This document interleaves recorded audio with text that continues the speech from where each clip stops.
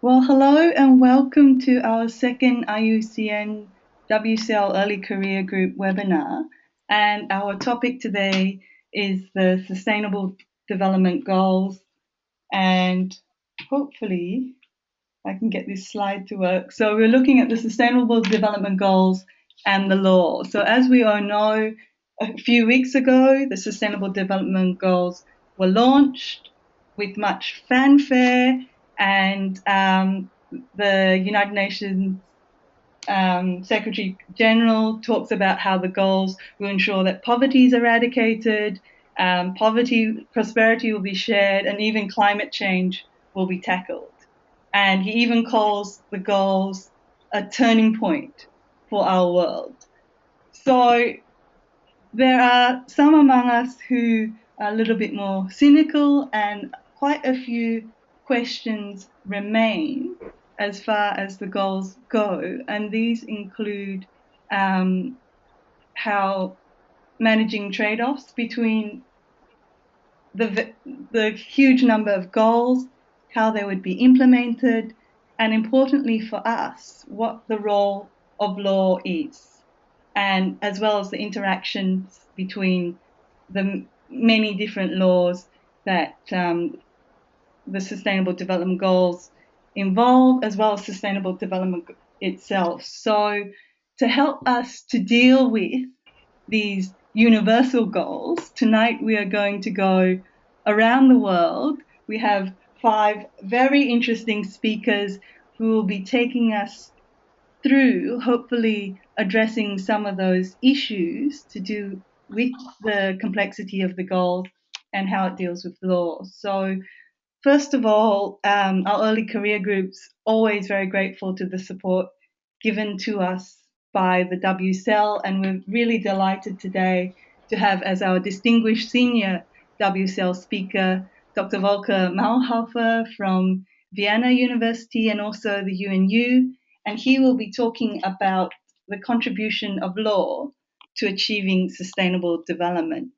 And then we will move to Brisbane, where it's evening there, and Dr. Rakhyun Kim from Griffith University will look at whether ecological integrity or indeed indeed international law can be an overarching principle for the Sustainable Development Goals.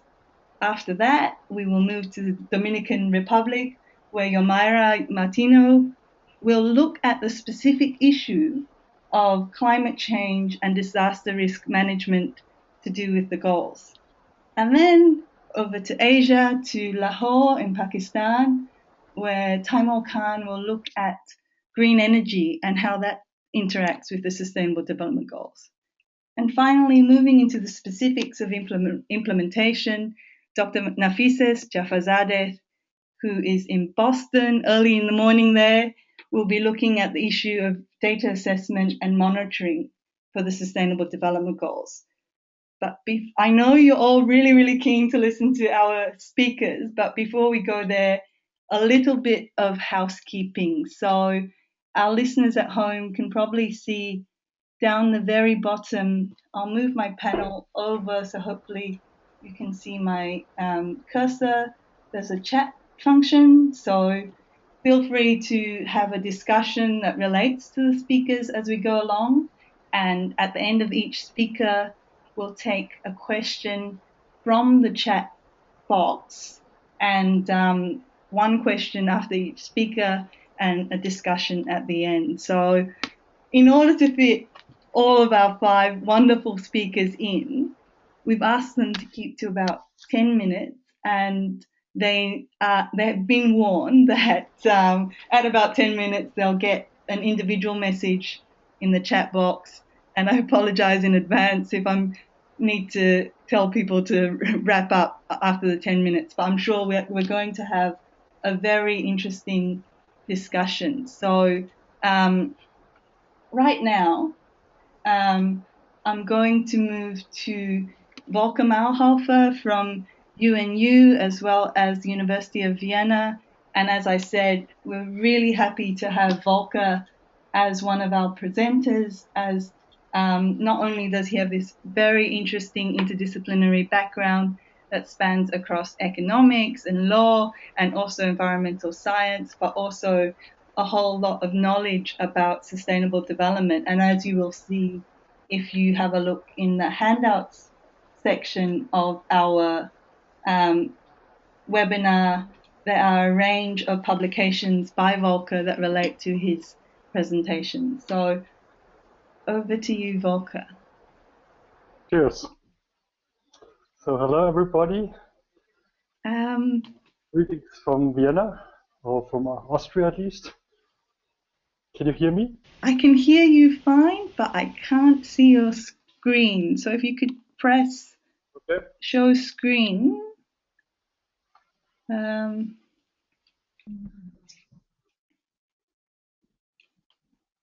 Is it okay? Yes, I can see your screen now. Okay. But not your webcam. So perhaps in the control panel, if you click on the video button to the left of the control panel, does that work? Oh, hang on, your video's on. I turned it off and I turned it on again. Yes, good. So I can see your webcam. Okay. So, yeah, again, welcome to everybody. Greetings from Austria. You all got the title of the contribution, so I can skip the first slide already. And I go to the first, which is something like a little bit background, as sustainable development is globally recognized as a goal since the 80s. Can you hear me? Yes, loud and clear. And the main three dimensions, social, environmental, and economic sustainability, was recently in Rio +20, again recognized from more than 194 countries and the related interests, of course. The 17 SDGs can be seen as an expression of these interests within these three dimensions, and these interests can be often quite conflicting. There are quite many concepts try to describe with one figure the relationship between these main ingredients, but there are often shortcomings, which I showed in the publication which you all have from 2008. And I will show you now as an alternative 3D sustainability as a decision support concept, mitigating these shortcomings and trying to mitigate between these conflicting interests. So that's the aims of the presentation. The first aim is so-called the lege ferenda, so it works with the law as it should be. The second aim is the lege lata, which is about the law, how it is at the moment, and what can we do with the current law. So within the first aim, I want to provide, based on 3D sustainability, a conceptual overview on how to fix, by means of environmental law, the environmental carrying capacity, and how to fix flexible trade-off mechanisms for dealing with conflicting interests within this carrying capacity. So that's 1A and 1B. And in second part I will show perspectives for a more effective implementation of existing law, because it's often much more easy to work with existing law than to change law. Now, work with existing law means that I don't have to change the wording of the law. First, 3D sustainability in detail. It's a picture which starts with the environmental capital. Therein embedded is the social capital. And therein embedded is the economic capital, man-made capital. You see here a little bit some expressions of the three pillars of sustainable development. From the environmental capital, we use the environmental capacity, the think or the resource capacity. From the social capital, we use the social capacity. And from the economic capital, there's also the economic capacity. These three capacities are interlinked with a triangle, which I'll explain a little bit later. And above all, you have something like the environmental carrying capacity. So that's would be the carrying capacity concerning CO2 emissions, concerning biodiversity, concerning nitrogen. And what we all don't want is the carrying capacity is not obeyed, so that people, humans, live beyond the environmental carrying capacity of the Earth. This is again the picture, but with the names. On the left upper part, you see with the dotted arrow that just in this system, direct solar energy goes in, and on the right side, waste heat goes out. So it's a sort of closed system.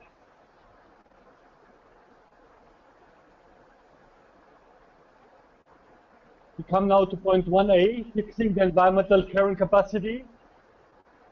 So the overall objective in the first column is the environmentally sustainable scale of critical natural capital. So the environmental carrying capacity should be achieved. We have certain relationships. So the second column are so this carrying capacity is dependent on geographical level, on certain other factors, and dependent on the time. And there are specific questions if you work as a lawyer. The first question, do we know the scale? And that's what often natural scientists have to tell us. If the scale is known, then we address the known scale in a geopolitical level of the nation. Second, can the known scale be geopolitical addressed by a competent authority? Or are there many authorities?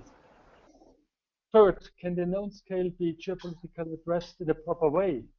Often the country lacks just the finances to address the known scale. If the scale is unknown or uncertain, then the question would be, can the unknown, uncertain scale be addressed in a precautionary way? And that's all what lawyers have to deal with. Some examples, we have known scales in Europe on the water basins, and what the European Union did with the Water Framework Directive, it crossed nation borders. So we have here the different water basins, and they are not managed by nations, but on the water basin ecosystem level. So the Danube, which is the biggest one in the center, it consists of more than 10 countries, and they have all worked together based on the Water Framework Directive to address the known scale regarding water. One example where the scale is unclear at the national level, we are near Santo Domingo in Curacao in the Caribbean, and we have one island, but even on this nation, on this environmental national problem, we don't know really the scale. We have an endemic species, which is the Curacao deer, and we don't know if one park at this island is enough to keep the deer in an environmental sustainable carrying capacity, or if we need more space on this island, on the right side of the city, which you can see on the island. We now come to 1B, the flexible trade-off mechanism. So we look at 3D sustainability from above. And the triangle which I showed you before is consisted of 6 criteria, which is sufficiency, eco-effectiveness, eco-efficiency, social efficiency to the left, social effectiveness to the left, to the right, and ecological equity. These are the criteria which link the capacities which I showed before. So we look from the top on the picture from before. And I will show you now how these criteria can be created towards a flexible trade-off mechanisms. In the law, we often have to decide which interest has to prevail. And this gives you a sort of criteria list, a general but not fixed hierarchy of priorities. The policymakers should first look at sufficiency issues. Can you, as a lawyer, also help to create a policy framework which makes people behave sufficient? in a voluntary way, for example, not to consume resources anymore. Best example is to become vegetarian. Eco-effectiveness is to keep by a binding provision the environmental carrying capacity within the limit. And you can read about the other 4 criteria in the publications that we provided to you. When you now want to change this flexible hierarchy, you can change it through a shift of the burden of proof. And the burden of proof is to the person who wants to go forward, for example, with a project, and then has to apply the other criteria and to prove that the lower criteria is more adequate than the higher criteria. And that also reflects a little bit the precautionary principle for decision making. I showed just some examples where I applied in this publication from 2008 this system. For example, in the United Nations Framework Convention on Climate Change and the Kyoto Protocol, you have something which lays down the carrying capacity of the Earth. You have something which lays down that the Western countries have to reduce their emissions, and the other countries, developing countries, can increase their emissions, but the numbers have just got wrong there. There are some examples from the WTO negotiations where the burden of proof is always such an issue. There are some examples from the regional and the national level, which are also described in this paper there, so you can read the examples there more in detail. But the paper shows that the system is applicable to very much the national level, but also to the regional and national examples. 1B, flexible trade-off mechanisms to solve organizational conflicts of interest between the law. We have here one example for the distribution of different competences to a single public authority. One authority is competent for the protection of the resource, the capital authority, and for its use. So it's at the same time capital authority and capacity authority. And it has a conflict of interest in decision making there. The same can occur if the relationship between different public authorities is concerned. One authority is competent for the protection of resources, capital authority, and the other one for its use, capacity authority. Again, conflict of interest, who has which rights, what is the burden of proof in this situation about. Just example, Ministry A, Ministry B was merged. One ministry, but capital and capacity authority at the same time, and many conflicts of interest, especially when it comes to CO2 emissions in agriculture, biofuels or solar decision, agri-environmental measures. Second example, different ministries. That example comes from the Austrian water law. We have a minister which is responsible for ecological capital and ecological carrying capacity, the Minister for Environment, and it prepares policy and legal acts, which is already a conflict of interest. But we have also other ministers which have in the same law, for example, a veto right. And these are ministers responsible for the economic capital or for the economic capacity. So these veto rights are written in the law, and the other ministers do not have to prove anything, do not have a burden of proof that their interests prevail. We come now to the second large part, so the legislator. How can we work with the existing law without changing the law? We have voluntary approaches. We have increased capacity building about direct effects of multilateral environmental agreements. For example, on the Alpine Convention in Austria, this takes place. So you form administratives or judges better about the direct effect of these MEAs. You have C, extending the application scope of MEAs through accession of regions. For example, if the European Union accesses an MEA, the members of the European Union, the member states, become automatically also member of this MEA without changing the national law. And I refer already to a paper which I wrote together with the next speaker. It's a reinterpretation of existing MEAs towards more scientific content, for example, regarding the term ecological integrity. Now, one example for 2A, voluntary approaches, the so-called convention check. You have the paper in your handouts. The national park, where the national park director asks, what can I do for the implementation of those MEAs? And the national park director has some budget, some money. If they can just implement better these MEAs, which we implemented with this convention check. So we did 10 steps, 6 steps for the implementation, 4 steps for the evaluation. And after these 10 steps, the national park just implemented better the MEAs on the example of this protected area. To sum up, ecological economics and sustainable development ought to fix the environmentally sustainable scale of capacitating environmental capital in absolute terms on different levels. The law can also lay down trade-off mechanisms between the 3 sustainable dimensions and also between the 17 sustainable development goals.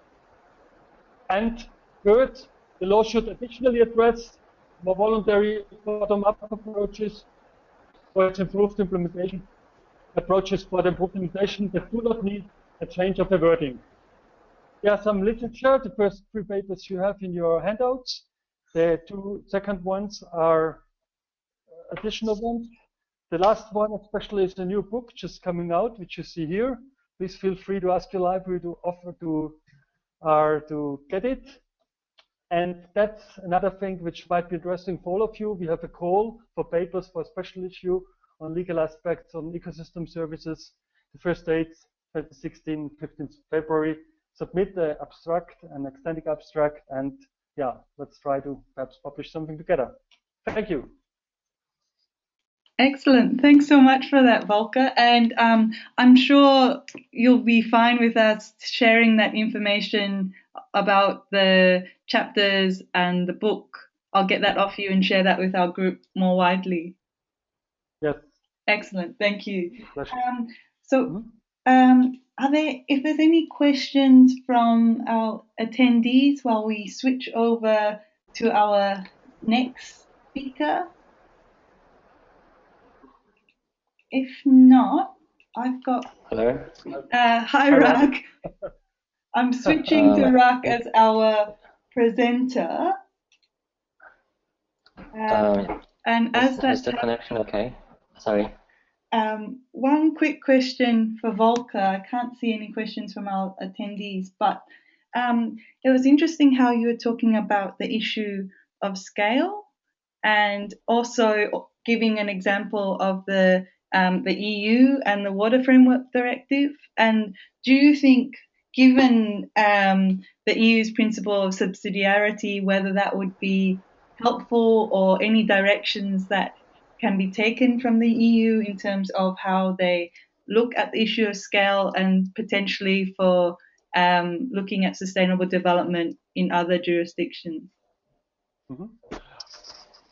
Thank you for this question. Going back to this picture of the EU on the Water Framework Directive, you see here, for example, many of the I hope you see the mouse. Many of the water basins are located just in one country, within the borders of one country. So here also the principle of subsidiarity comes into existence. And this one country, for example, France, is in charge under the principle of subsidiarity to implement the aims and the goals and the objectives of the Water Framework Directive. Coming to Philippines can be, for example, compared with the UK as an island. Yeah? Within one island, you have also the principle of subsidiarity because you don't share water frameworks, water basins with others. But you have to have the organizational units in place, and that's what I talked before. Can the authorities address water basins, for example, in the proper way? And I worked in the Philippines, and especially there, I told the authorities how I spoke to the authorities, and they said our organizational units are not adequate, yeah, to address the problem of water basins. We are too small. We have too small organizational units to address water basins in the appropriate way. Yeah. So this scheme which I showed with these different questions, they can be applied on different jurisdictions.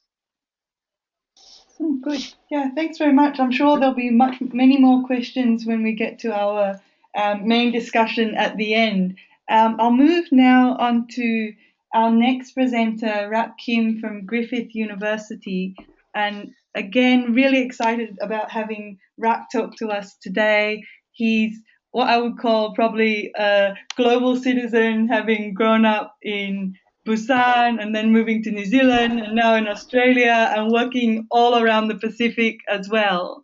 And I'm always in awe of the number of really interesting and just the number of publications that Rak has, and he's attached this publication for us today in our handout. So yes, you'd much rather hear from him than from me. So Rak, take it away. Thank you. Can you hear me okay? I can hear you well. Okay. Can you see me also? Or I think if you just go into slideshow, it should be perfect. I mean, can you see me also? Can you see my face? See I don't see. yes, I don't see myself. So I can okay, see I'll just. Okay, I'll start. So yes, thanks for coming to the webinar. Today I'm going to talk about a paper that I recently published on operationalizing sustainable development. Although the title does not have the term sustainable development goals, it's mainly about the goals and how to improve the implementation of the goals in the future. Because I don't have much time today, I will not be talking too much in detail, but I'll present the main overall argument that I make in the paper. So key arguments I make in the paper are two things. That there is a need to organize the SDGs in a normative hierarchy or nested hierarchy with a single priority sustainable goal at the apex. And this goal should be formulated in terms of planetary boundaries and ecological integrity. The basis of this argument is largely drawn from the science of planetary boundaries. I'm sure many of you are now familiar with this term, planetary boundaries. It was first introduced in 2009 in the Nature paper by a group of leading Earth system scientists. What it basically says is that there is a set of certain biophysical thresholds at the planetary scale that humans must not cross in order to maintain or in order to achieve sustainable development. So these, in a way, can be seen as the absolute preconditions, biophysical preconditions for sustainable development. So, well, the ecosystem scientists have been talking about these thresholds at the local or regional scale, but this, I think, it was probably the most, the first, I cannot say for sure, but to me it was the first time scientists argued that we have this similar threshold at the planetary scale as well. And why a single priority goal for the Sustainable Development Goals? The reasons I provide in the paper are that goals and the targets and indicators may point in different directions. Although they are all about promoting sustainable development, they are nevertheless they are sectoral, they are issue specific. So if you try to achieve these individual goals in isolation, then you will likely to face conflicts. And even among environmental goals, if individual actions taken to protect a part of the environment, they may not necessarily lead to an improved environment overall. So we call it environmental problem shifting. If you focus on your resources or your efforts on mitigating climate change, it may adversely impact on biodiversity conservation or other areas. And I give some specific examples in the paper, but I'll not go into that. And so, in a sense, if we reflect back on MDGs, I think some targets were met, but the spirit of the MDGs was not. So what if we don't want to repeat the mistake or that again? I think what we need is a collective goal of for the SDG system, and I think the goal is a powerful leverage point for steering the direction of self-organization. So I conceptualize this SDG system as a system of goals and targets. And if you don't have a strong overarching goal at the top, these goals they can go in different directions, and we may not really be efficient or effective in promoting sustainable development. And so there is a need to be clear about what the SDGs will collectively and ultimately achieve. So that means long-term vision beyond the 2030, not just up to 2030, and bind individual SDGs and targets to contribute to this ultimate purpose. And some may argue that, say, isn't sustainable development per se already the de facto priority goal? And well, to me, I think the concept of SD lacks the necessary qualities as an overarching goal for the purpose of guiding the SDGs, because, well, as the sustainable development concept contains two different goals, sustainability and development, and none of the commonly agreed definitions, including the Brundtland report definition and many other definitions, do not provide clear guidance on how to integrate or reconcile the two competing interests in a principled manner. And for example, I take the Greeks definition, which was presented in this 2013 science paper, and I think it's one of the most progressive definitions in the mainstream definitions of the sustainable development in the mainstream literature, and they define SD as development that meets the needs of the present while safeguarding Earth's life support systems on which the welfare of current and future generations depends. This is radically improved, I think. Well, maybe not radically, but it's quite improved version of the Brundtland's report's definition. But to me, still, so this development element, which is updated MDGs, development that meets the needs of the present, is and planetary must-haves, the Earth's life supporting systems dimension of part of the definition. These two, well, development and sustainability basically are linked in an unclear manner by the connecting word while. And the while can mean many different things, and New Zealand Environment Code, well, this structure of the definition actually appears in the Resource Management Act in New Zealand, and the Environment Code there was struggling, and I think still to date there is a debate about this, about the meaning of this word while, whether it's at the same time or and, or yeah. So it's not clear how these two components are connected or related. So in the paper, I argue that ecological integrity, the concept, could be developed or nurtured as a fundamental principle of international law, and I back that up by saying that, well, already the concept of ecological integrity is emerging as a common conceptual denominator in international legal documents, and I've listed a few soft law documents that contains this concept in their core. And there are many other treaties that also contain this concept. But I think these soft law documents are more important to mention. And this is the last slide, I think, here. So what does ecological integrity mean in the Anthropocene?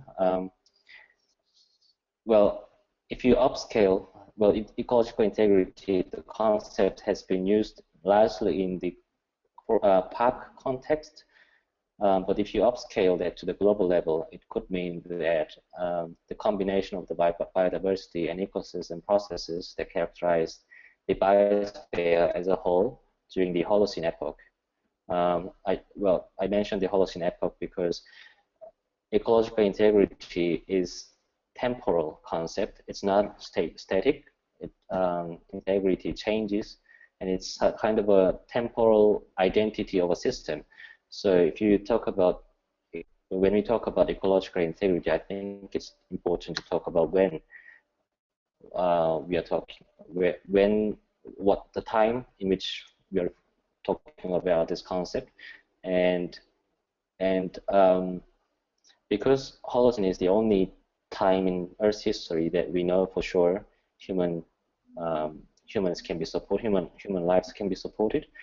So that's why it is important to maintain the Holocene-like conditions. And if we define the ecological integrity in this way, it could be measurable. It could be measured in terms of planetary boundaries. And I think that's it from me. Really interesting and perfect timing as well.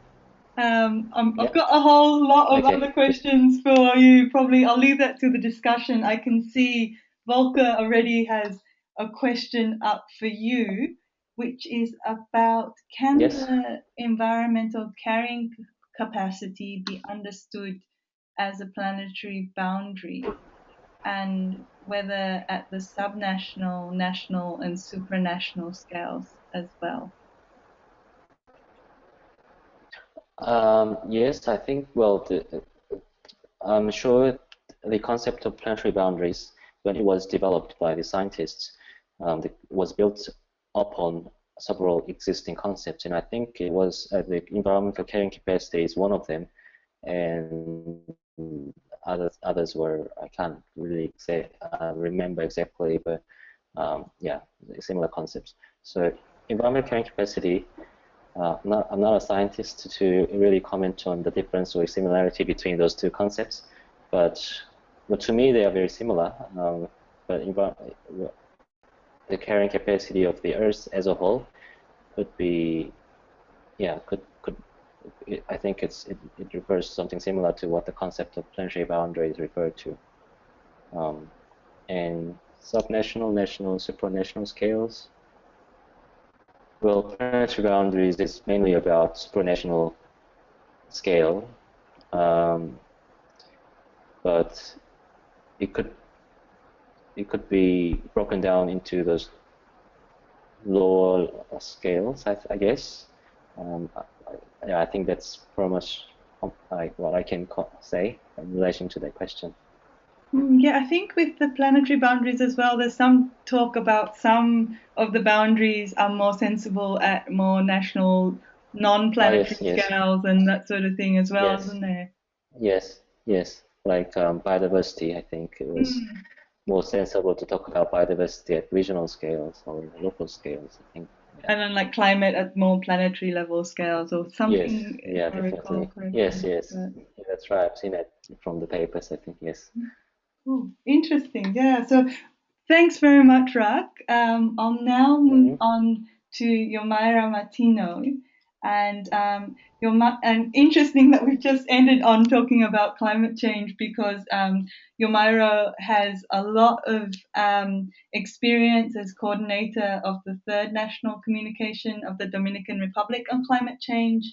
And not only does she have a Juris Doctor, she also has a master's in policy, legislation, and environmental management, and experience working with USAID, as well as a range of other universities. So I'm going to, I can see Yomayra's slide, and when you're ready, Yomayra. Okay, buenos dias. Good morning from this side of the planet. Good morning. It's really a pleasure to it's really a pleasure to share with you a few thoughts relating these three complicated topics. As you said, we're gonna go through the new development agenda, understanding what is the interrelation between climate change, the risk of disaster, and this new set of goals. Basically, as my two colleagues have said, the goals are international development model that will go through what we have seen as environmental protection and conservation, as the last speaker said. We're going to review what have been our consumption and production patterns through all these centuries and the risk of disaster. Basically understanding what is the need of increase the resilience, recovery the costs and processes, and the efficient of resources, as perfectly the 3D sustainable slide that Volker presented before. Basically, who were involved in this new agenda post-2015 discussion and process? Mainly the UN agencies, but also the academia, civil society, and private sector through think tanks has been discussing what is the implications and what is the need of this new agenda. The international scenario is now linked to these three types of goals. First of all, what is called IUCN and DIME frameworks that they were discussed early this year, followed by the approval in September of the new set of development goals, or SDGs. And we're going to have in a few months, less than 15 days, what we call the COP21, which is the year reunion of the Conference of the Parties of the UNFCCC.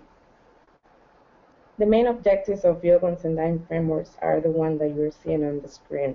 It's basically related to reduce the risk, not just for the community, but also for ecosystem, right? And to increase the resilience of the communities related to the human, environmental, and economic factors.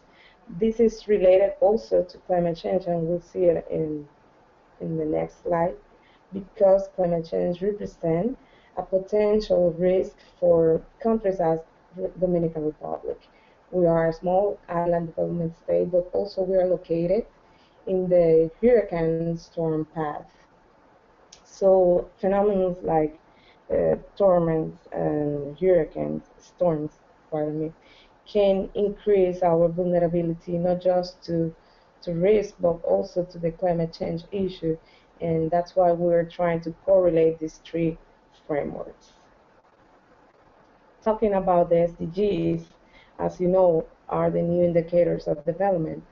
Much of them came out from the Rio Plus 20 summit, but it has been in the national agenda throughout the years. Dominican Republic has, as you know, many challenges related to the social, economic, and environmental aspect of development. So, talking about the United Framework Convention on Climate Change and the new climate agreement, as you know, what we're trying to achieve is a new agreement. They call a new agreement that can be legal binding, and this agreement will be based on the national determined contributions, or INDCs. Supposedly, we need all the countries that so far are close to 200 countries.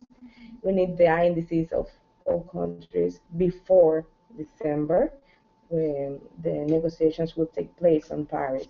But so far, we're missing approximately 60 countries to introduce their INDCs. And what we're trying to achieve is to stabilize the global emissions and the temperature below the 2 grades or the 1.5 grades Celsius.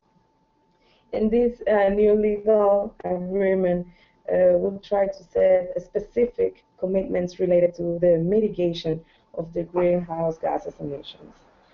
But this needs to be correlated to the national circumstances and the adequation to domestic policies or the domestic legal regime. So the common legal challenges of these three frameworks are in these three dimensions that we were talking since Volker started his presentation. From the political point of view, we need coherent national decisions to integrate public policies and to start doing the agreement check or cross-check. Also, we will need a system of indicators, what we call MRV, or monitoring, review, and report process. How we're going to achieve each of these goals from the point of view of Yogo and Sendai. They set a new type of indicators related to how they integrate the risk management to other type of system. For example, in the Dominican Republic case, just for the topic of risks of disaster, we have more than 10 entities working on the topic. And it's the same thing, for example, related to the SDGs. Many institutions, many regulations taking place. And as Rakhyun was saying, we need to standardize the monitoring. We need to identify how the implementation process will take place. So that's come with another political challenge, which is to harmonize the international covenants, the INDC, with the national government plans. Because, for example, in the INDCs, you establish that you will reduce the greenhouse gases emission in 25%. You need to start designing and implementing public policy related to mitigation action, for example, in the energy sector or transportation sector. That will definitely be coherent with what we said at the international level. From the economic point of view, as you all may know, this summer they have a Finance for Development Summit in Addis Ababa, and one of the topics that there arise is definitely how we can make a difference between the financing for development, the financing for risk of disaster, and the financing for climate change. How we're going to integrate these financing processes and monitoring, and also how we're going to make it part of our public finances and our public reporting processes. Another challenge from the economic point of view is the review or the transformation of our economies, reviewing what was our consumption and production models. We need to make a transition, and we need to start involving or make part of this process to the private sector.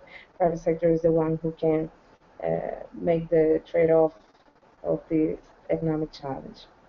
The transition to low carbon economies or to carbon neutral economies is what we look for, and it's part of the SDG in the goal number 13 to take action on climate change, but climate change is caused mainly by human activity, specific industrial processes, the energy consumption, and the protection of our forests and the use of land. From the legal point of view that we're trying to overview in this webinar is the adequation of the domestic legal regime to this new set of goals, but also to the international covenants that we have agreed through Yogo, Sendai, and the agenda adopted on September at the UN headquarters. To harmonize the international trade framework with the agenda post-2015, Volker was appointing the WTO case. The WTO definitely has frameworks and challenges very different or very apart of our current development agenda related to the environmental protection and the reduce of the climate change issue. Also, we need to start looking at the judicial protection of the SDGs related to the rights of the people and this common but differentiated responsibility. As you can see, there is a direct link between these three frameworks, and I'm able to receive your comments and questions through the chat.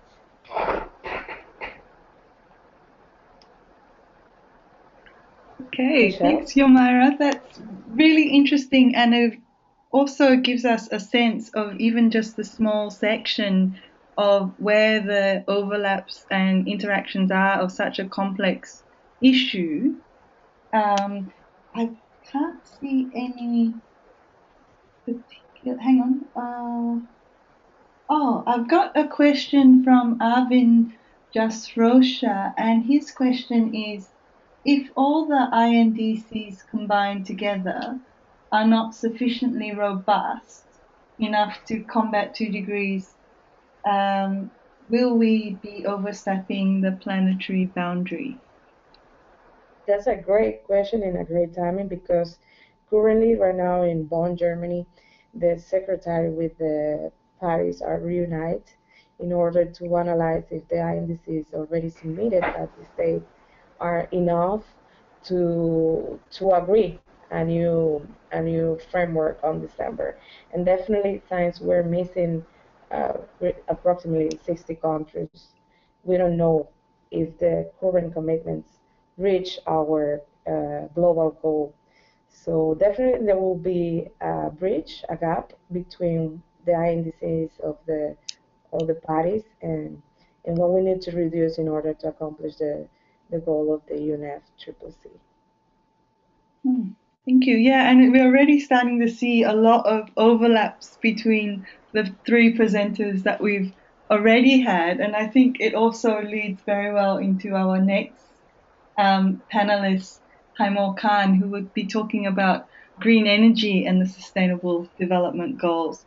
So again, it's really good to have Taimur on the panel, given his experience both in the Attorney Generals in Pakistan and also his current work now in practice, and particularly in terms of even though he works across a range of areas, including constitutional and finance law, but also linking that into environmental law. And as our other presenters have already talked about, it's all these complex issues and trying to integrate them together. So really excited to have Taimur back on as our speaker, and I'll hand over to you, Taimur.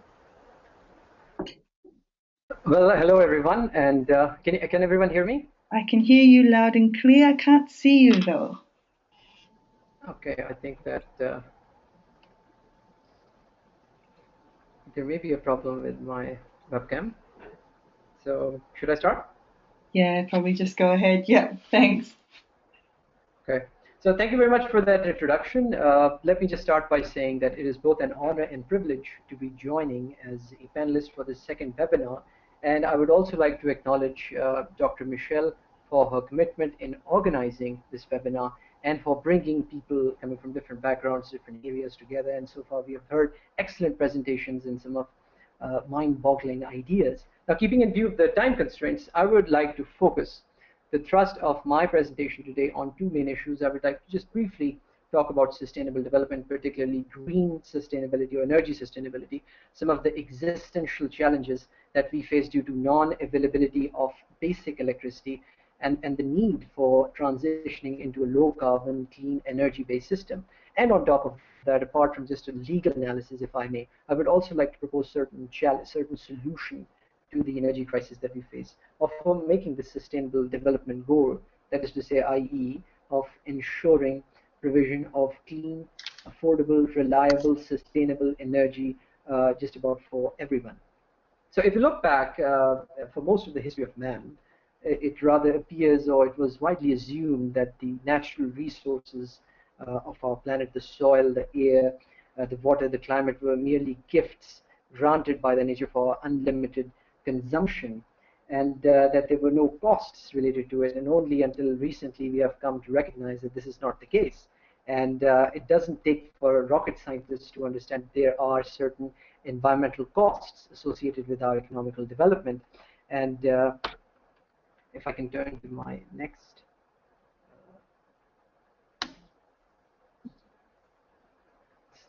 presentation slide.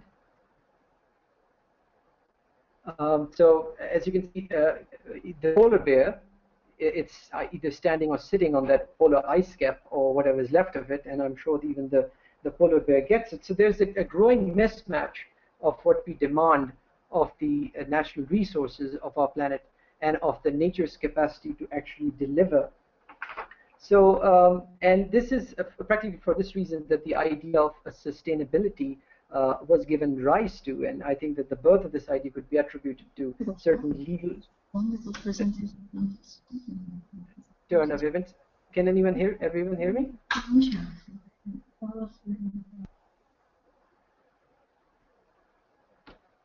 Okay, here we go. So, and there were a lot of legal turn of events. The Stockholm Conference, the Earth Summit, Agenda 21, and the Rio +20 Conference on Sustainable Development, as was also mentioned and referred to by Volker, where the Sustainable Development Principle isn't just associated with the need for conserving our environment, but there are societal, social, economical, and cultural aspects, as environment interrelates with just about all of our aspects as such.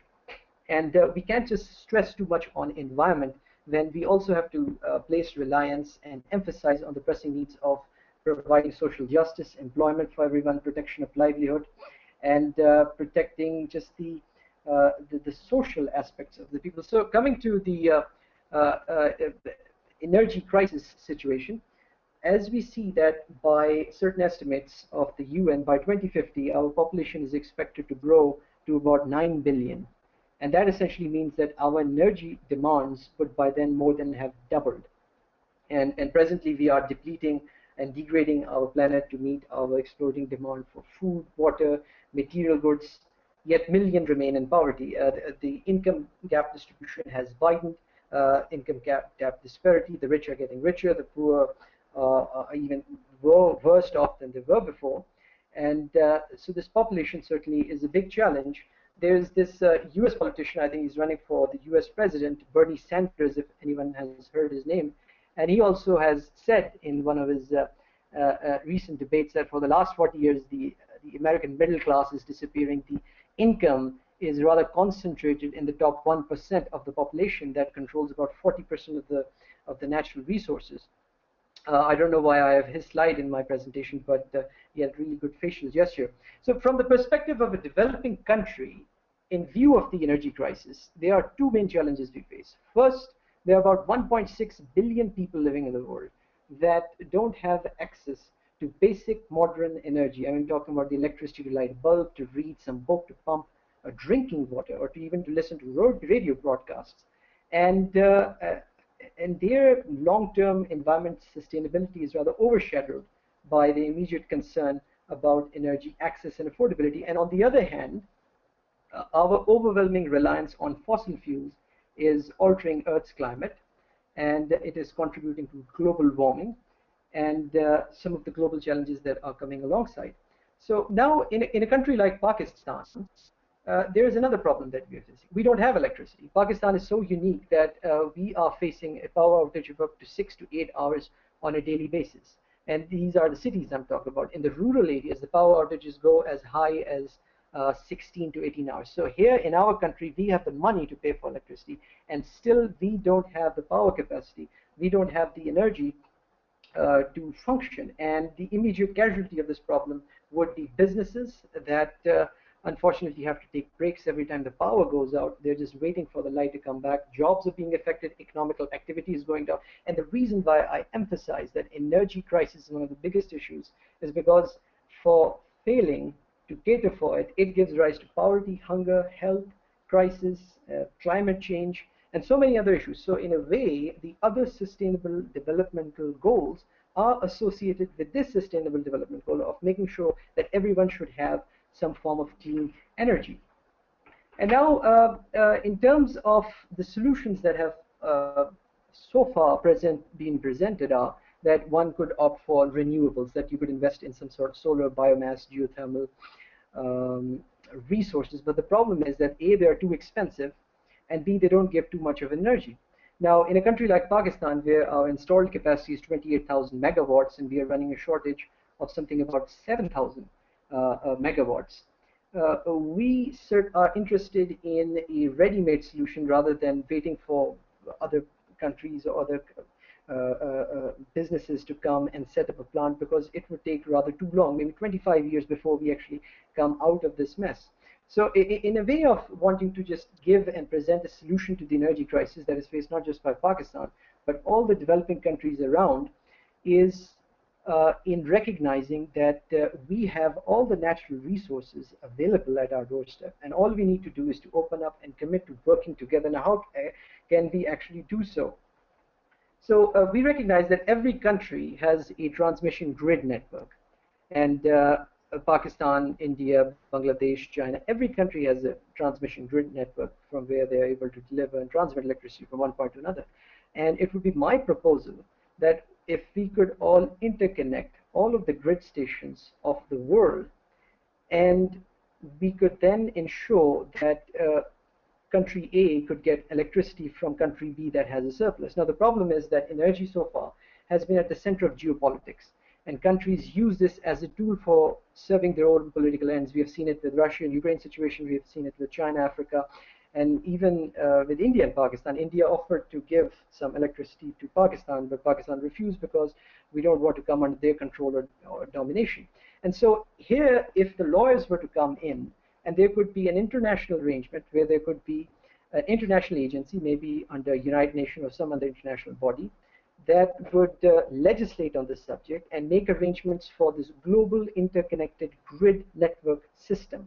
So the countries that have surplus could have this international body make use of this energy and have it be transmitted all across. And so in this case, so Pakistan would be more willing to buy electricity from the United Nations rather than from India. And the beauty about this whole arrangement is that it could be all based on renewables, because we have seen that coal and gas always are the precipitators for starting wars. So if we leave coal, gas, or fossil fuels away, and we just focus on solar, wind, biomass, and geothermal, and have this special superhighway of grid stations operating under an international mechanism, provide this electricity to everyone, we could have the system up and running in no time.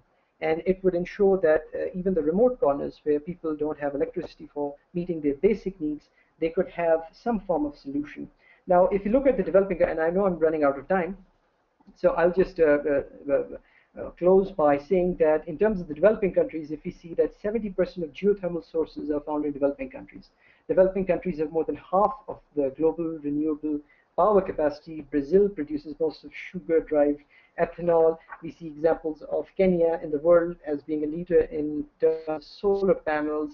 And we have also seen renewable markets growing in capacity in countries such as Argentina, Costa Rica, Indonesia, and so on. And so if all the countries could come up with a new international arrangement framework where they would all invest in renewable sources and have this free, clean, low-carbon energy be transmitted through this international grid station, I think that this would be one step short of achieving some of the sustainable goals that are being put before by the UN and other international bodies, and it certainly would elevate living standards, reduce pollution, reduce world hunger, and boost up trade, and be in the interest of everyone. I mean, one more example, if I may give. For instance, in case of China, that happens to be the biggest importer of wood. If it were to decide to buy wood only from certified, qualified vendors, that in itself, that action alone would have a huge impact on the world forestry. So I think that in terms of there being a shared vision, countries cooperating, opening up, and coming up with new dynamic solutions instead of just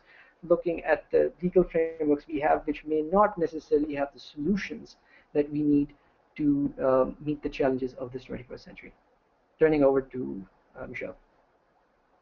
Thanks very much, Taimur. And it's interesting how in some ways quite a specific topic, you've highlighted the range of issues with the sustainable development goals, and in many ways the things that the goals failed to do. And I can't see a question for you in the chat, but my question for you would be, considering the issue you talked about in terms of population and also in terms of when you were talking about grid sharing, and do you feel that the Sustainable Development Goals in many ways has failed to deal with the challenging issues? So in many ways, if we want the goals and the aims of the goals to work, there needs to be this restructuring of global governance in a way, and also issues such as population is not even included in the goals themselves.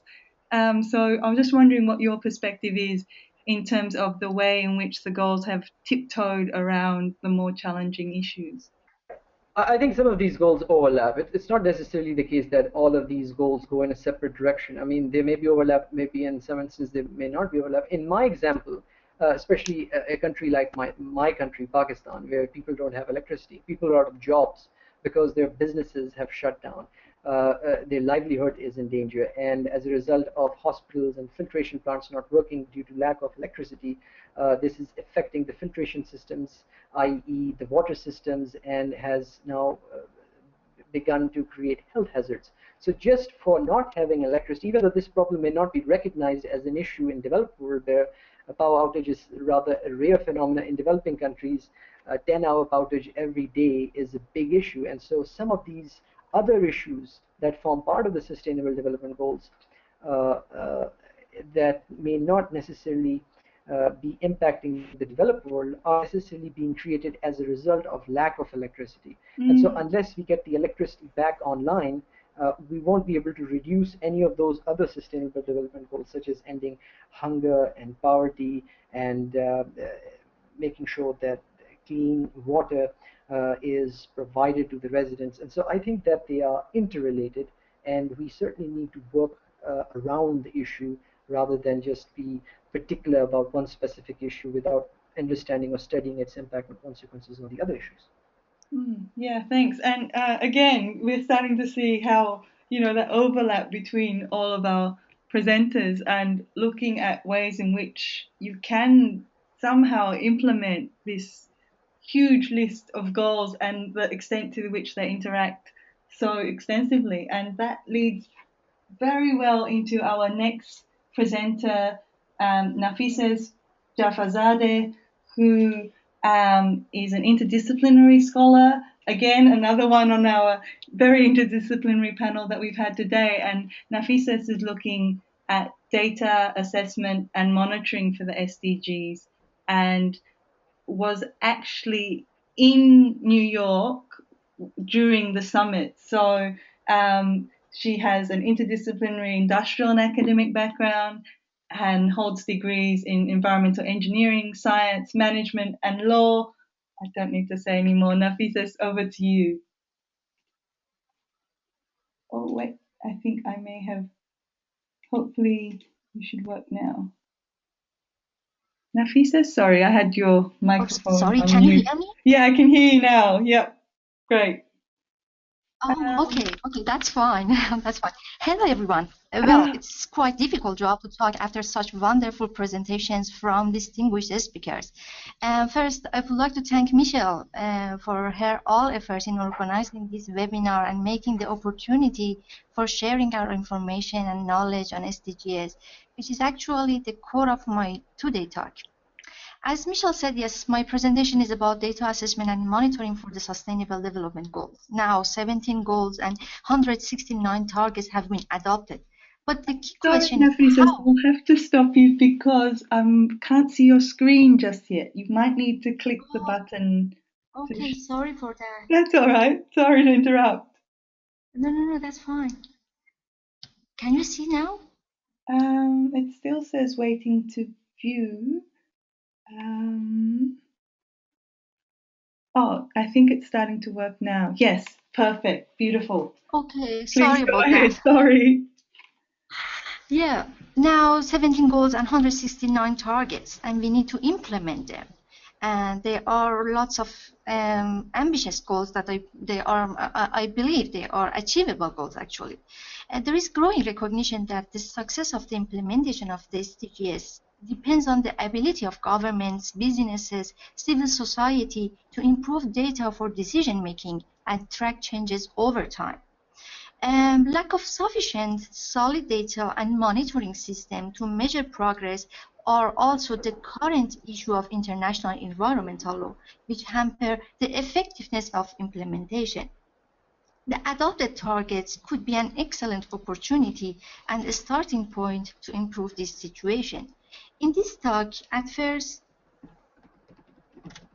I would like to focus on measuring and assessment mechanism in international environmental law, then turn to the SDGs from its transition from MDGs to the science perspective of targets, data revolution, global indicators, and monitoring to emerging challenges, and finally looking for some practical tools and tips. Improving the availability of information and assessing mechanism on the state of the environment are well-established objectives of international environmental law. International environmental law requires measuring, performance reporting, and monitoring processes to assess progress to date and find remaining gaps in the implementation of commitments. These activities direct the world to move forward on the path to sustainable development. Since sustainable development is a well-established concept in most international legal arrangements, providing robust environmental performance metrics and measurements would be mutually beneficial to both disciplines. As I said, the new set of goals offers an opportunity to increase accountability and transparency to fill existing gaps. The experiences and lessons learned from the Millennium Development Goals is also crucial for formulating a monitoring framework for the SDGs. In this regard, there are key questions. What are the strengths and shortcomings of the MDGs monitoring? What can we learn from the past experiences, and where have we failed? Since 2000, then, that the MDG agreed by world leaders, the efforts have been increased to improve data for monitoring and building and adopting global indicators. But despite this significant progress, huge data and knowledge gaps remain for some of the biggest challenges we face, and still there is a large number of unmeasured issues. And now, the SDGs offers major improvements major improvements, and however, there is sufficient analysis, scientific analysis of the SDGs targets prepared by International Council for Science, which analyzes the adopted targets based on some scientific criteria such as measurability. As you can see in this slide, out of 169 targets, about 29% are considered well developed. 91 targets, around 54%, could be strengthened by being more specific, and 29, around 17%, require significant work. So targets need to be measurable in order to monitor the implementation of the SDGs. Measurability depends on the availability of data and information. Therefore, the success of the SDGs is reliant on the capacity to collect reliable data. So the SDGs framework still poses a number of challenges. We need building high-quality data for the SDGs that would be beneficial for international environmental law and other disciplines as well. Data is central to measuring the SDGs and is one of the fundamental elements of the accountability framework for the SDGs. In this regard, Data Revolution Initiative has been recognized as the key source for achieving the post-2015 goals. And this initiative can help the SDGs by the new partnership that they called Global Partnership for Sustainable Development Data, which just adopted at the UN Summit, as well as the open data which is freely available online for anyone to use. Global Partnership for Sustainable Development Data aims to strengthen data collection and monitoring efforts by raising more funds, encouraging knowledge sharing, addressing key barriers to access and use of data, and identifying new big data strategies to upgrade the world's statistical system. About monitoring framework for the SDGs, we need indicators as the backbone of monitoring progress towards the SDGs at different levels. Now, national and international experts are working on development of SDGs indicators, which require a considerable amount of time and technical work. At the same time, there is a pressure to have indicator in place soon to be able to start measuring progress. These sustainable development goals indicators consider for implementation in March 2016. The monitoring framework for the SDGs proposed in 4 levels: national, global, regional, and thematic. And also, because of the timeliness is crucial for data to be useful, SDGs monitoring should operate an annual cycle. And in this slide, I have just summarized some main challenges of benchmarking tools in implementation of the SDGs, which are common in international environmental law as well, from barriers to availability and accessibility of data to science and policy interface issues.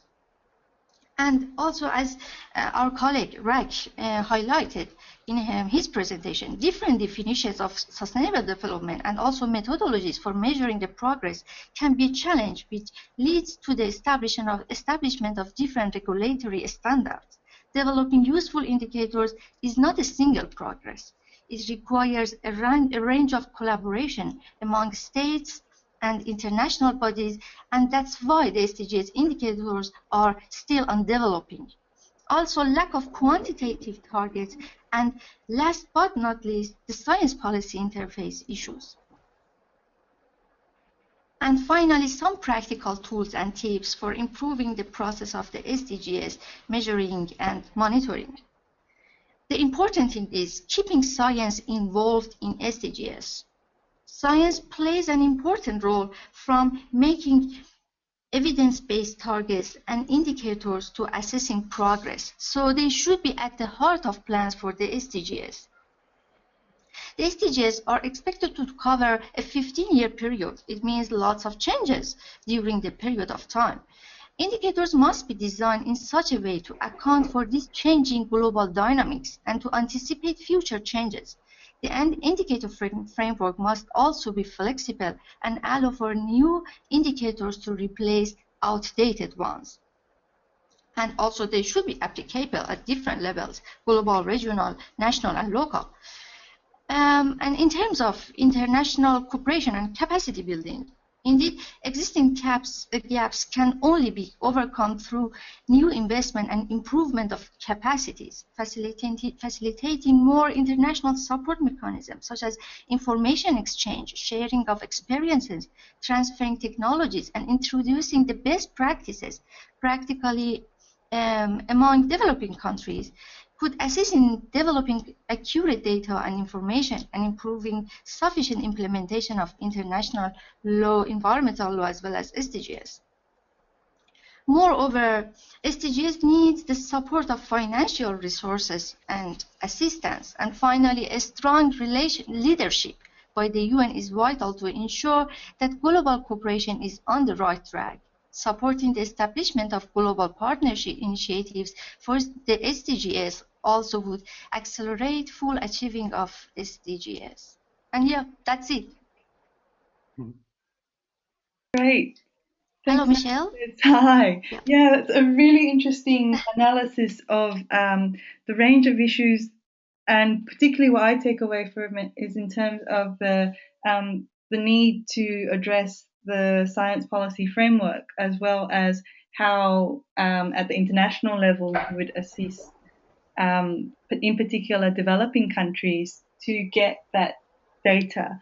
But I'll move quickly on because I can see there's a question from Volker in the chat, and he says, in terms of going from measures to action, what if the data shows a negative correlation between the SDGs or targets, and how to better balance, integrate, coordinate the goals and the targets? Yeah, that's a good question. Yeah, actually, about targets, we need have more work to just making some to make data availability and accessibility as well. I think we need some channels of communication between experts, scientists, and also legal policymakers to develop some new methods for making powerful tools and powerful targets as well. I think, yeah, we need some more coordination in between, and I'm not sure if I just could answer the question or not. Yeah, it sounds like it's, but what I'll do now is I'll open up the discussion to the whole group, we can, and I already have a couple of questions from our attendees that I didn't see earlier on. I'll go first to Arvin Jasrosha. Arvin, I'm going to unmute your microphone so you can ask your question in person. And your question was directed to Rak in terms of discount rates.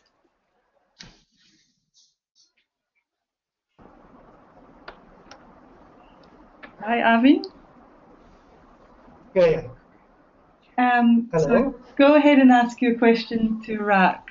Yeah, it was when we were talking about future generations. What should be the discounting rates? Because when we are talking about ecological integrity and harnessing the planetary boundaries, and through technological interventions, if we can take care of the present generations, for future generations, what could be the discounting rates? Hello? Hi, Rak. Hello? Yes. Yeah, can you hear me?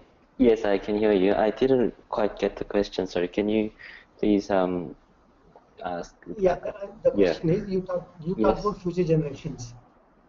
Sorry, future. Yeah, yes. Future generations. What is the extent of future generation? Up to what period of time, on a temporal scale, we should think about future generations? Can we have some type of discounting rates? For example, if we take care of the present generations in a much better manner and through technological interventions, can we reduce the discounting rates for the future generations? I think it's. I think I'm not talking about economic well-being of future generations. So I don't know if the discounting rate is applicable here. The planetary boundaries concept is about maintaining not crossing the biophysical thresholds, which if once crossed, there's no coming back. So it's absolute boundary that we must not cross. So in that sense, I don't think, from my own personal perspective, I don't think there is this discounting rate is applicable. I'm not sure if others have a different opinion on this. Is there anyone who can better answer this question for me? Thank you so much. Thank you. I would add something. Can you hear me? Yes. Go ahead, Volker. When I tried to integrate the three dimensions in a more innovative way, to see in there the ecological equity, and that's intergenerational and intragenerational equity. So that would also speak that the future generations are given priority in this step of the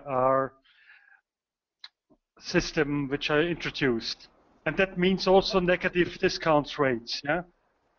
So not always discounting against the future generation, but discounting on behalf of the future generations, yeah? And there's also already literature out there on this. So if you send me an email, I can provide you with literature. Sure. I've read one Simon Kenny also on the discounting rates. But what about the intergenerational justice then? Is the question directed to me? Yeah, to Volker. Volker? Yes. So the question was, what intergenerational justice. So it would mean it is intergenerational justice and intragenerational justice. Intragenerational justice. No. Intergenerational justice. Yeah. I think I wrote once a paper where I already questioned what generation mean. A generation could start just now, so the next generation, which is just produced, whatever, just now, or the next generation is in 20 years. So you could already discuss about the term of generations. But I think usually certain years are taken into consideration when defining what the next generation would be. And when you have a positive discount rate, you always give less advantage to the future generation. But when I say a negative discount rate, then you would give more money in financial terms now to the future generations. But I'm not sure if I got the question, if I answered it right, actually.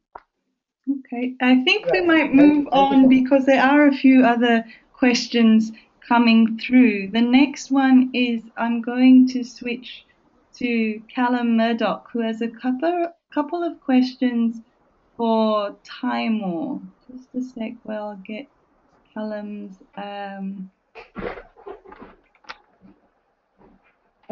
Callum,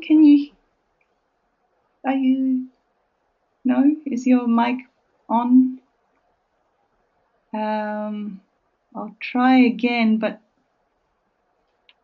Callum, can you hear me?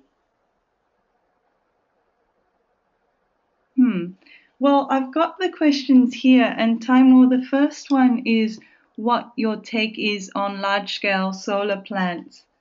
And Callum's just sent through that he doesn't think his mic works, but so I'll read them out. Taimur, what is your take on the large-scale solar plants like the Sahara Forest Project and the growing industry of sustainable green investments? And secondly, do you believe in the feasibility of an international connected grid, given the political relations and the political reality that we've already spoken about? Okay, firstly, I think that in this century, we are facing some unprecedented challenges because most of the mix of energy being used by any country, I think 65% of it relies on fossil fuels. So we're talking about coal, natural gas, and oil. But the grim reality is that in 100 years, we are going to run out of fossil fuels. And even by most of the pundits, this is rather an absolute reality. And when that day comes, there would be widespread panic, and even wars may be waged for the limited resources left. So in anticipating the future, I think it is a must that we must invest in renewables. I think that according to certain researchers, if we were to set up solar panels in certain Swabi deserts or certain other areas, that would have enough energy to power up, I think, 1/4 of the world. So if we rely on not just solar, but wind, biomass, and certain other renewables, I think that we can actually power, I mean, this is a big statement, but we can actually power the whole world, the whole planet. And given the fact that we are going to run out of these resources, we might as well start getting ready and start cooperating on something now than be left sorry for tomorrow. Now, in terms of the International Grid Station, yes, there is going to be a lot of politics. And coal and natural gas and oil especially. I think if we just cast a glance, most of the wars are being fought on over these resources. But the International Grid Station that I'm talking about would only be based on renewables. So we will take away all the non-renewables. And all the countries, for instance, I think I gave the example of Kenya, and they have the largest solar panels set up in that country. They are producing a lot of energy, and they have a lot of surplus. So they can actually have that surplus be transmitted via this International Grid Station. My take on the situation is that whenever you see a problem, I think if you convert that problem into an opportunity and actually make it a business so that people can actually make money off this this crisis situation, we not only have a practical solution, but we can get on top of this situation. So if we take away the politics and have this international grid station come under the auspices of United Nations or some other international body to which all the countries agree, and the tariffs could be determined by this international association, dispute resolution mechanisms could be provided. And so the countries that don't have electricity, such as Pakistan, even India, Bangladesh, and certain other developing countries that have or being deprived of the basic electricity, the basic would have this international super highway of non-stop 24/7 round the clock energy flowing back and forth, and they can just pay nominal rates that they otherwise would pay instead of having to wait for other plants to set up. Like I said, if you want to set up a power plant, it takes 5-7 years, and by the time they give you that kind of capacity that you need, given and adjusted with the growing, ever-growing demand of power, you will always have a shortfall. And I think that it's about time in this 21st century we come up with a 21st century solution and be able to solve our problems. Thanks, Taimur. And yeah, I do like the fact how you're always looking for kind of more global solutions or beyond national boundaries. And I can see that Callum, he's replied, excellent, thank you. In the interest of time, if anyone has any questions for our two other speakers, for Nafises and Yomayra, please enter an exclamation mark in the chat box, and I'll come to you on the microphone. And if you have a follow-up question to a question that's already been asked, put in 2 exclamation marks instead. So while you're thinking of your questions for Nafises and Yomayra, I've got a question for Nafises in terms of implementation of the goals and the amount of data for developing countries. Given the burden it would create for developing countries who are trying to overcome even the first goal of ending poverty, would clustering of the goals, for example, make the process slightly easier or more manageable for developing countries, or is there some way, or does that link into what you were talking about earlier in terms of the United Nations coming in and perhaps doing a little bit more? Yeah, I think we need to make some opportunities and areas of synergy, and collaboration should also be explored. And so I think we for in this scale, we capacity development and technology transfer for developing countries and less developing countries should be an option. And so for in terms of information technology and access to information, we need some increasing literacy about, for example, in schools, we need to increase the use of ICT in schools worldwide to ensure that all people, including the poorest, have access to the technologies that can improve their lives. And does the financing come into that in terms of how you might get that to happen? Yeah, exactly. That's right. Because the whole process is really expensive scale and scenario. So we need to have to make sure that for all the scales we have a financial support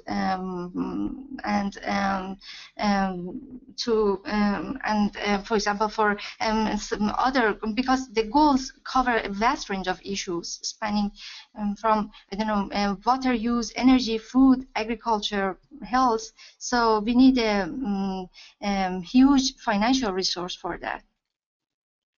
Yeah, thank you. Yeah, it's a huge challenge, isn't it? Yeah, that's right. If anyone has a question for Yomayra,